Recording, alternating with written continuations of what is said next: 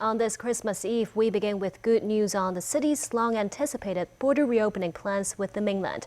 Chief Executive John Lee revealed the government aims to fully resume cross-border travel up north by mid-January.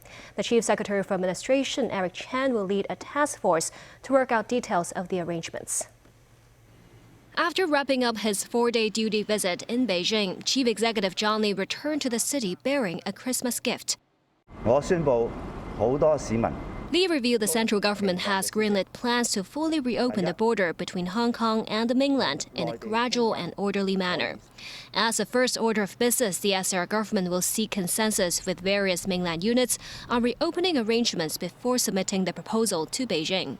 They include the National Health Commission, the Hong Kong and Macau Affairs Office, and the municipal governments of Guangdong and Shenzhen. Lee is aiming to get the final nod from the central government to officially resume travel between the SAR and the mainland by mid-January.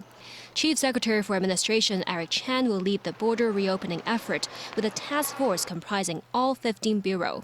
Among those elated by the news is Mr. Chan, forced to be apart from his wife because of the pandemic less than a month after they tied the knot.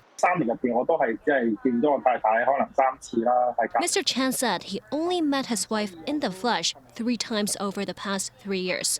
Hong Kong businessman Mr. Ng, meanwhile, has stayed in Beijing for 3 years. He anticipates doubling revenue for his company thanks to border reopening plans.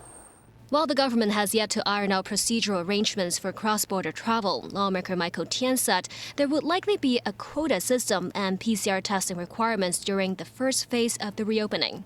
They would probably start with a pretty high quota a day, upwards of 10 or 20 or 30,000 a day, probably requiring pre-testing in Hong Kong. They're going to do away with testing upon arrival because it's impossible logistically. Because of our huge population, it will probably last about 2 weeks to get over the Chinese New Year peak. And as the peak Lunar New Year season ends in late January, Tian expects authorities to do away with both the pre-testing requirements and quota come February.